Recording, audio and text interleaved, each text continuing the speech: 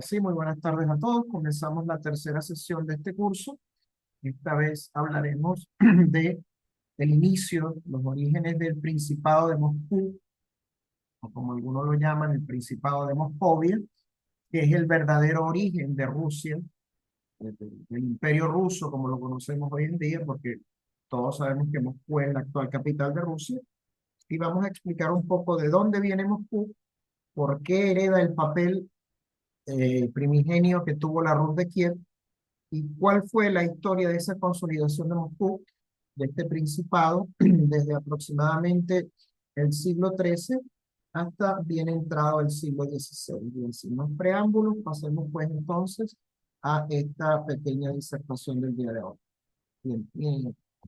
podemos comenzar diciendo que la historia del Estado ruso, del antiguo Estado ruso y del moderno Estado ruso, es algo que nosotros no podríamos comprender si no nos remontamos a lo que fue el colapso, la caída de la Rus de Kiev en el año 1240, mm, llevada a cabo esta conquista por Batu Khan, nieto de Genghis Khan, en ese momento el líder supremo de los mongoles, durante el proceso de expansión precisamente de los mongoles hacia Occidente. Los mongoles arrasaron con todas las estructuras políticas, incluso con toda la ciudad de Kiev, y prácticamente la redujeron a cenizas. Y esto representó no solo la pérdida de un centro urbano como tal, sino de un cierto modo también el hundimiento de la antigua cohesión política que existía dentro de la Rus de Kiev. Eh, la Horda de Oro, como se conoció posteriormente este estado bajo la dominación mongola, impuso un dominio directo, en muchos casos indirecto, con la exigencia de tributos, y esto se conocerá dentro de la historia de Rusia, dentro de la historiografía rusa, tanto de la historiografía de la época zarista como de la historiografía de la época soviética, incluso en las épocas revisionistas como el yugo tártaro, el yugo de los mongoles. Esta imposición evidentemente generó un periodo de vasallaje, parecido un poco al que el Estado de la Rus de Kiev había impuesto a otros principados, pero básicamente este vasallaje que pagaba tributo a los mongoles, desarticuló las bases del sistema feudal de la Rus, debilitó su economía y evidentemente, mucho más allá de su capacidad militar y su capacidad de autodefensa. Y la situación posteriormente se agravó por, así decirlo, debido a una competencia entre las distintas ciudades que estaban, digamos, enfrascadas una rivalidad por alcanzar el favor de los canes. Los canes eran los eh, jefes mongoles, por así decirlo, y que era lo que buscaban: obtener prebendas, obtener títulos y reconocimiento de los mongoles. Esta parálisis política, este periodo, digamos, oscuro de las élites locales rusas, estuvo acompañado también por una crisis espiritual y por una crisis de identidad, porque se perdió un poco, yo diría que bastante, la influencia de la religión ortodoxa y se perdió la identidad original que había dejado la Rus de Kiev dentro del tejido social de los pueblos eslavos, al perderse la cohesión. La cultura escrita, las relaciones comerciales y las instituciones eclesiásticas, por supuesto, se vieron verdaderamente alteradas por este trauma que fue la invasión de los mongoles. Aún así, en este contexto adverso, tan adverso para los orígenes del pueblo ruso, lo que fue la región del noreste de Rusia se convirtió en una especie de refugio de campesinos, comerciantes y clérigos que huyeron de las masacres y del genocidio que había sido y que todavía estaba siendo cometido por los mongoles en todas las regiones conquistadas y saqueadas, siendo Moscú la ciudad receptora de todos estos inmigrantes. Era una ciudad por su ubicación geográfica a orillas del río Moscova, como todas las ciudades importantes rusas, está en los márgenes de un río, estaba privilegiada por esa ubicación geográfica y su capacidad de adaptación diplomática, y así inicia un proceso de crecimiento silencioso pero constante de Moscú, que comienza a ganar una cierta preeminencia al recibir a todos estos sobrevivientes del desaparecido estado de la Rus de Kiev. Lejos de las rutas de invasión, por su ubicación, favorecida por un entorno natural y también por una élite astuta, una nobleza astuta y pragmática, esta ciudad se transforma lentamente en lo que fue el nuevo polo de atracción del poder eslavo oriental y lentamente comienza a tomar el lugar que había tenido Kiev antes de la invasión. Esta reconfiguración de este mapa político derivada del impacto mongol tuvo una consecuencia indirecta también en el surgimiento del nuevo centro del poder, porque Moscú, actual capital de Rusia, se convirtió entonces en el centro del cual irradiaría prácticamente una reconquista de los viejos territorios en contra de los mongoles, algo así muy parecido, guardando las distancias históricas y también las distancias geográficas con lo que fue la reconquista española contra los árabes durante el siglo IX hasta el siglo XV. Moscú había sido hasta entonces una ciudad de segundo o tercer orden, pasa prácticamente a convertirse en la ciudad más importante de todo el mundo eslavo. Ofrecía algo también que otras ciudades no podían ofrecer en aquel momento, estabilidad en medio de todo este drama de la situación con los mongoles. La élite gobernante de Moscovita estaba representada por una dinastía familiar, la de los Danilovich, entendió perfectamente el momento histórico y se presentaron como intermediarios, como por así decirlo, confiables ante los mongoles. Y esta alianza temporal que establecieron con la Horda de Oro eh, les permitió ganar poder político, evidentemente poder económico y poder religioso, mientras otras ciudades permanecían estancadas o en conflicto, en esa competencia, en esa rivalidad interna, por tener el favor de la corte de la Horda de Oro. Una política de sobrevivencia pragmática que fue adoptada por los Danilovich en Moscú, unida a la capacidad de centralizar funciones administrativas, evidentemente fue lo que creó las bases para esa hegemonía futura de Moscú. Y se puede decir que la tragedia de la caída de Kiev fue la semilla del ascenso de Moscú como nuevo centro de poder eslavo oriental, como nuevo centro de poder de esta civilización eslava, que ya había tenido un estado que había durado casi 400 años, y Moscú comienza pues a convertirse en el sucesor natural de la Rus de Kiev, y comienza a escribir su propia historia, una historia que dura hasta hoy en día, una historia evidentemente que ya había comenzado algunos años antes, pero que se consolida o comienza a consolidarse a partir del año 1240. La caída de la Rus de Kiev a manos de los mongoles significó una buena suerte, un golpe de mano, por así decirlo, un giro de 180 grados en la historia de Moscú, que la llevará a convertirse en una de las capitales más importantes de la historia de la humanidad, porque se convirtió en la capital de Rusia, del naciente Estado ruso, que con su historia llegaría a detentar el lugar que hoy en día detenta dentro de la historia y la geopolítica y la geografía de la civilización occidental. Bien, ¿cuáles son los fundamentos de este Principado de Moscú, de este ascenso del Principado de Moscú como nuevo centro de poder eslavo oriental? ¿Qué podemos nosotros decir acerca de eso? La primera vez que se menciona Moscú en las crónicas históricas eslavas es allá por el año 1147, mucho antes de la caída de la Rus de Kiev, fuera una fortaleza de segundo orden, un puesto defensivo de escasa importancia, pero su ventaja principal, como lo dije en un principio, era su ubicación, porque estaba rodeada de ríos navegables, específicamente el más importante, el río Moscova, que da nombre a la ciudad, y estaba situada en un área de profundos bosques, prácticamente en el interior de Rusia, prácticamente se puede decir, en el occidente del territorio ruso, pero en una región, en muchos casos, de muy difícil acceso. Y esta ubicación, en un área boscosa y rodeada de ríos, le daba una cierta protección natural. A partir del siglo XIII, los Danilovich, que son los príncipes de Moscú, desarrollaron esta política inteligente de cooperación con la Horda de Oro, evidentemente una cooperación temporal, actuando como, digamos, intermediarios entre las ciudades que habían formado parte anteriormente de la Rus de Kiev y ahora eran estados vasallos de la Horda de Oro. Los, Moscú, en este caso, era un estado intermediario que se ofrecía a la recolección de los tributos que estos estados intermediarios tenían que pagar a la Horda de Oro. Y esta función les permitió, evidentemente, enriquecerse porque parte de los fondos eran desviados, evidentemente,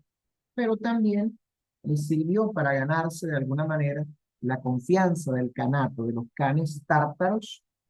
y allí comienza la creciente influencia de Moscú, primero como estado vasallo y posteriormente como estado libre. El nombramiento de Moscú en el año de 1328 como la sede del Gran Principado, en este caso ocupado por Vladimir, así se llamaba este príncipe,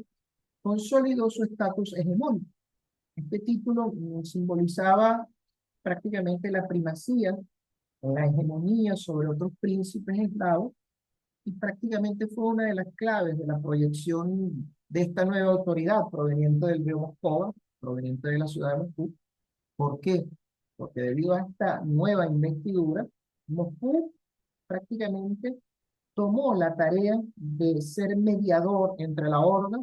y los principados eslavos, como dije, fortaleció su rol político, su rol económico, y esta función de Estado intermediario, de Estado recaudador, generó prestigio ante los mongoles, pero también sirvió como un mecanismo de presión hacia los principados eslavos que pagaban sus tributos. Al mismo tiempo, en paralelo, evidentemente, se comienzan a implementar políticas para atraer población, porque dentro de la mente de los Danilovich, esta familia del Principado de Moscú, existía o subyacía la idea de ser independientes. ¿Cómo se atrae a la población a vivir a Moscú? Con exenciones fiscales, con la cesión de tierras para cultivos, construcción de iglesias y de monasterios ortodoxos,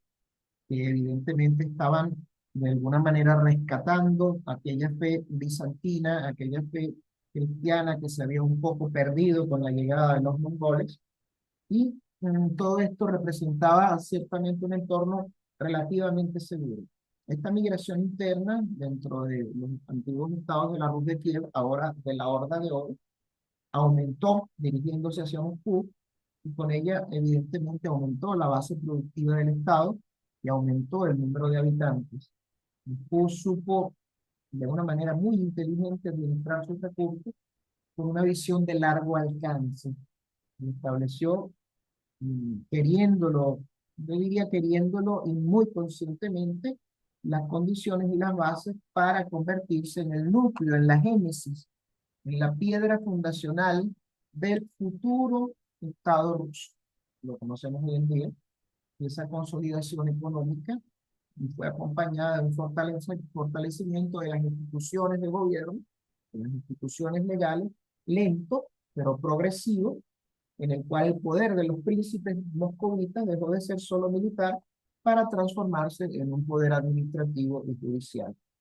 Esto un poco también porque la Horda de Oro fue decayendo, se fue desintegrando y se fueron creando ganatos o estados derivados de la Horda de Oro, y esto evidentemente debilitó el poder de los mongoles y su influencia sobre los estados del lado. La ciudad de Moscú también se encargó de establecer los fundamentos de una economía estable, basada pues en la agricultura, la artesanía y el comercio, usando las rutas fluviales, la recaudación de los tributos, que enriqueció, como dije, a la nobleza local y permitió invertir en algo muy importante, que son estructuras defensivas, murallas. Y este modelo de crecimiento económico, esta alianza con el poder exterior, fue uno de los pilares fundamentales del temprano éxito de Moscú de cara a su relación con otras ciudades rivales y aliadas. Esto le permite a Moscú prácticamente emerger como una ciudad que despunta con una importancia descomunal para su momento. Moscú propició un círculo de ciudades que poco a poco se fueron aliando fueron estableciendo alianzas fuertes y muy importantes con los príncipes moscovitas, que desde el punto político, de vista político, evidentemente reforzaban su influencia. Moscú sobrevivía al yugo tártaro, pero comenzaba a construir una hegemonía propia, comenzaba a construir pues su propia historia y comenzaba de hecho a construir también la historia del Estado ruso, del moderno Estado ruso como tal. Quedaba en el recuerdo, pervivía en la memoria la leyenda de los orígenes de la Rus de Kiev, pervivía en la memoria el orgullo de la raza eslava, pervivía en la memoria ese destino heroico que había tenido la Rus de Kiev, permanecía aún en la mente del pueblo dentro de, digamos, de su herencia cultural, la memoria de nombres como Yaroslav el Sabio, como Santa Olga, entre otros gobernantes que había tenido la Rus de Kiev, y a raíz de ese legado cultural, sobre la base de ese legado cultural, sobre la base racial, el orgullo racial eslavo, Moscú comenzó a construir una nueva historia, un nuevo capítulo que lo llevará a la posibilidad de convertirse y de hacer, digamos, cierta esa posibilidad de forjarla en una gran verdad, de ser la génesis del moderno Estado ruso, una historia pues que no está exenta de situaciones violentas, de guerras, de situaciones muy particulares que iremos viendo a lo largo del desarrollo de este curso. Hacemos pues a la tercera lámina, en este caso hablaremos de Moscú como un nuevo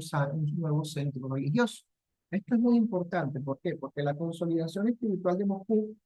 que comenzó con el traslado del metropolita, en este caso la máxima autoridad del culto ortodoxo eh, ruso a Moscú en el año de 1325, hace que la ciudad se convierta en el centro espiritual del mundo eslavo, y ya esto prácticamente le cambia la cara a Moscú y le da un giro de 180 grados en todos los sentidos. En aquel momento la influencia de la religión sobre la política era tremenda, era muy importante, y el hecho de que, por así decirlo, el primado de la Iglesia Ortodoxa rusa sentase su sede en Moscú, le dio un giro completo al desarrollo de la ciudad. Este hecho la convierte en el epicentro del cristianismo ortodoxo ruso. Ya Kiev deja de ser una ciudad importante, es el origen del estado, del primer estado eslavo, pero evidentemente pasa a ser parte de la historia, y Moscú es en el momento de este contexto, en el año 325, 1325 es la realidad. Y la protección brindada por los príncipes de Moscú al clero y a los símbolos de la ortodoxia fue decisiva para el fortalecimiento de esta alianza entre el poder espiritual y el poder temporal, a saber, el poder terrenal. Los monasterios de Moscú se expandieron en número, se expandieron, digamos, de una manera prácticamente exponencial, y aumentaron pues su influencia dentro de la corte y dentro de la sociedad, y por qué no decirlo también dentro del común denominador del pueblo de Moscú. Se convirtieron en escuelas, se convirtieron también en centros de alfabetización y en centros de enseñanza para jóvenes, y tal como estaba ocurriendo en la Europa medieval del siglo XII, del siglo XIII y posteriormente del siglo XIV, estos monasterios posteriormente evolucionaron y se convirtieron también en los principales centros de difusión del saber en Rusia, de una manera muy parecida como nacieron las universidades en Europa occidental. Se puede decir que también se convirtieron en centros de producción agrícola, tuvieron una importancia económica muy, muy fuerte, y bajo el impulso de figuras como Sergio de Radosmed, se promovió una reforma muy grande y muy influyente del monacato, o sea, de la carrera o de la vida monacal, de la vida de los monasterios, que impulsó valores de austeridad, obediencia y, atención a esto, servicio al Estado. De esta manera, esta reforma que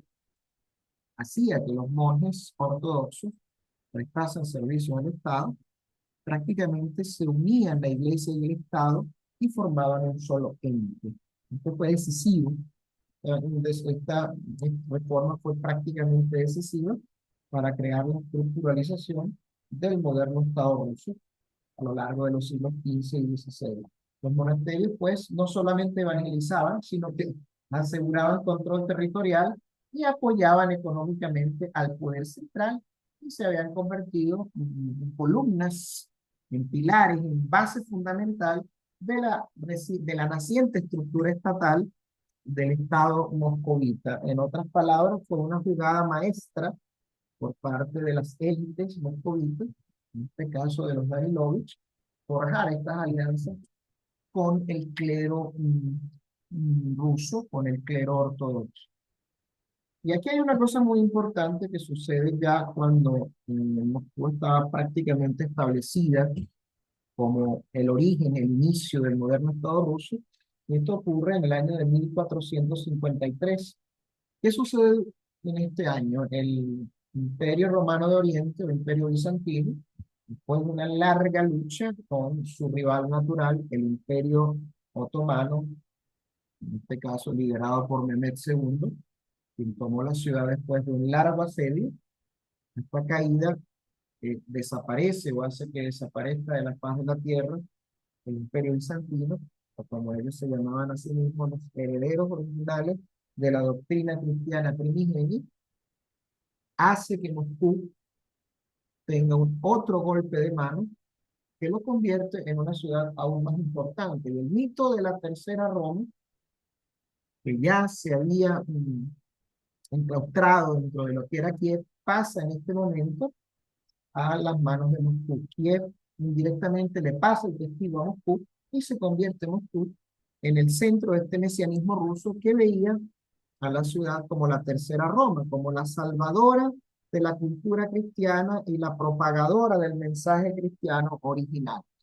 Esto tiene que ver mucho con esto que se llama el mesianismo ruso, que ha formado parte intrínseca también de los valores de la cultura y de la sociedad rusa a lo largo de su historia, que es una cosa que iremos también analizando en las clases posteriores. Y la idea de la Tercera Roma, que postula a Moscú como heredera cultural de la Roma original, a través de Bizancio y a través de Kiev, se convierte en un discurso que fue adoptado al pie de la letra por la Iglesia rusa y fue asumido con un rigor espeluznante por los príncipes gobernantes, quienes comenzaron a verse a sí mismos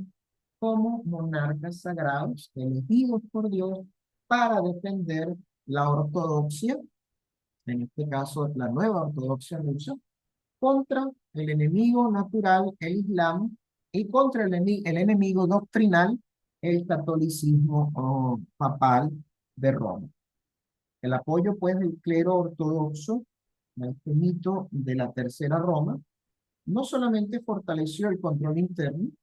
sino que también convirtió a Moscú en una especie de referente espiritual para el resto de los pueblos eslavos que aún no se habían incorporado políticamente a su esfera de influencia. Y esta labor, evidentemente, fue llevada a cabo por los monjes, por los sacerdotes del clero ruso, conocidos con una palabra que, por cierto, es de origen ruso, los popes. ¿Ok? La iglesia se convierte en una aliada del trono, como lo dije anteriormente, prácticamente trono y iglesia se fusionan en una sola cosa,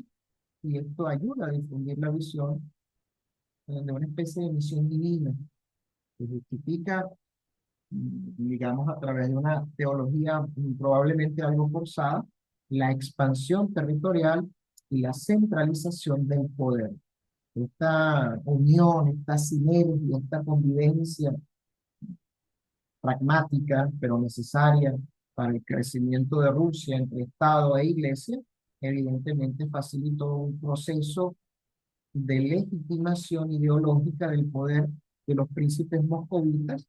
y fue, digamos, la base para la posterior autocracia religiosa del régimen zarista que, como veremos más adelante, comienza a erigirse ya hacia el siglo XV como la forma de gobierno existente dentro de este incipiente, pero evidentemente poderoso Estado ruso. Pero para hablar de Moscú y para hablar de su papel como una ciudad líder del nuevo Estado ruso, es necesario remontarnos a un hecho histórico que hoy en día es celebrado no solamente por la historiografía rusa, sino que es celebrado también en las tradiciones populares rusas. Me refiero a la legendaria batalla de Kulikovo, ocurrida en el año de 1380. ¿Qué sucede con esta batalla? Esta batalla de Kulikovo fue una especie de primer grito de independencia de los estados eslavos contra la Horda de Oro. Y fue un punto de inflexión en la percepción del poderío mongol. En el año de 1380, un héroe, un líder de la familia Danilovich, descendiente de esta familia, Dmitri Donskoy, príncipe de Moscú, logró de una manera muy hábil reunir en torno a sí mismo una coalición de principados eslavos que hasta entonces habían actuado de forma fragmentaria o separada en torno al enemigo común, a los mongoles, en este caso, al Khan Mamai, que era el líder de una facción de la Horda de Oro que pretendía reafirmar el control mongol sobre Rusia, pero en este momento ya la Horda de Oro se encontraba completamente en decadencia. ¿Dónde tuvo lugar esta legendaria batalla? Esta legendaria batalla tuvo lugar en el campo o sitio de Pulkovo, ubicado en las estepas cercanas a uno de los grandes ríos padres de la Rusia, de la Santa Rusia o de toda la Rusia como se conoce, el río Don. Y la victoria rusa fue aplastante, fue una victoria realmente extraordinaria, una victoria, digamos, que destrozó a las hordas mongolas. Está considerada una gran hazaña militar y un acto de redención de los pueblos eslavos en contra de la dominación mongola. ¿Por qué? Porque prácticamente quebró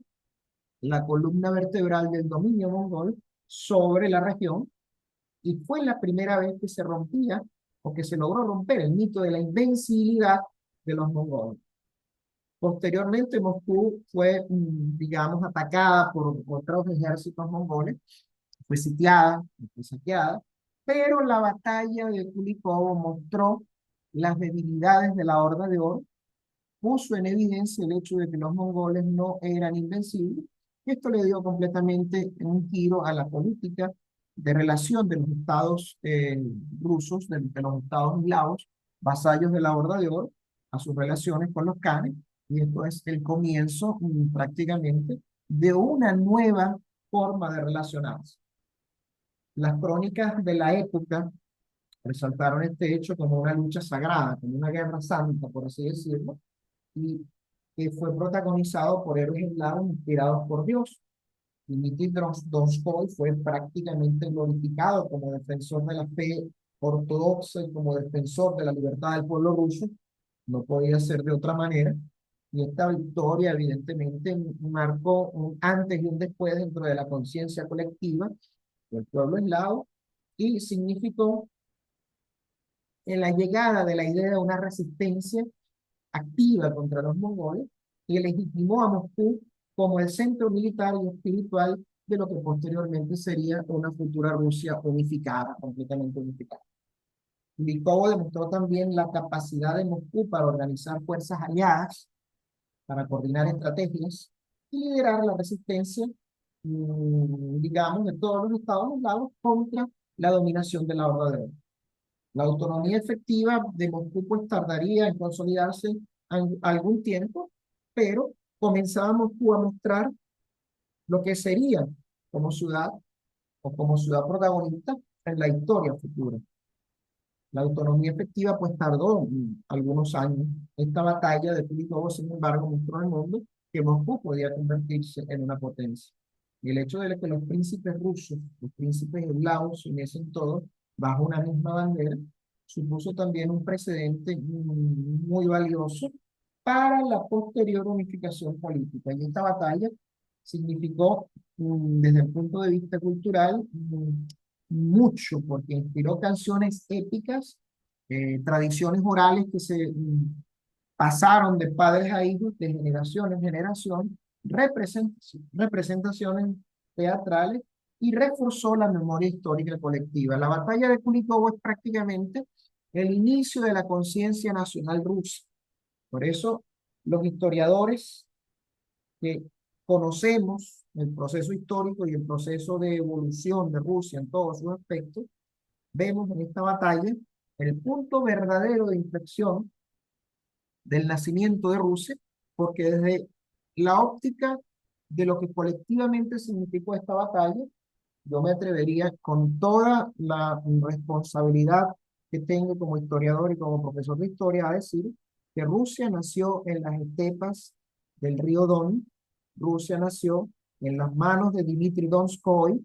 y Rusia nació el día en que los rusos vencieron de manera gloriosa en la batalla de Kulikovo a la Horda de Oro y al Khan Mamai. Esto es, señores, el verdadero origen histórico de Rusia. ¿Por qué? Porque se crea una conciencia colectiva cultural de adhesión al ideal de un Estado eslavo. Esto es el comienzo de Rusia como la conocemos hoy en día.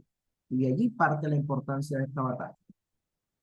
Evidentemente, esta batalla también fue un punto de inflexión, un golpe durísimo para la evolución del Estado mongol. Ya el Estado mongol de la Horda del Oro venía en decadencia, pero la batalla de Kulikovo pues aceleró esta decadencia en la que se encontraba. Simplemente ayudó a la desintegración del Estado mongol. Y este siglo XV glorioso para la historia rusa y glorioso para la historia de Europa, vio como el debilitamiento progresivo que venía sufriendo la Horda de Oro se aceleró. ¿Por qué? Porque la Horda de Oro, así como había sucedido un poco con la Rus de Kiev anteriormente, se había visto debilitada por luchas internas, estaba siendo atacada desde el exterior, evidentemente, por la resistencia de los pueblos eslavos, y se había fragmentado en kanatos independientes como Astracán, como Uzbekistán, como Crimea, como Kazán, que posteriormente pasarían a formar parte de la órbita geopolítica del naciente Estado ruso. Y este fue el contexto histórico, político, geográfico, económico y social que permitió la expansión exponencial y acelerada de la hegemonía rusa sobre la región. Y este papel lo cumplió perfectamente un príncipe moscovita llamado Iván III. Iván III fue el primer gobernante de Moscú que se declaró en rebeldía y dejó de pagar el tributo a la Horda de Oro. Fortaleció sus defensas, eh, reforzó el ejército y de esta manera su principado se convierte en un estado independiente en formación con una identidad propia basada completamente en la lengua eslava, en la ortodoxia religiosa ya vista como una ortodoxia o un rito completamente ruso y en la figura del príncipe como un defensor del pueblo, como el origen de un poder que emanaba directamente de las manos y de la voluntad de Dios. Y ya aquí, señores, podemos decir que estamos ante el verdadero nacimiento de Rusia, la consolidación de esa Rusia que había nacido en Kulikov, la tenemos acá ya prácticamente ante nuestros ojos, y este temible estado, muchos dicen que es un estado del cual han provenido líderes malvados. Yo no lo veo de esa manera. La Rusia hay que comprenderla bien para saber y para entenderla, hay que estudiarla bien. Rusia comienza en el siglo XV a ser esa Rusia que hoy en día conocemos. Bien, señores, vamos a pasar al próximo link, por favor.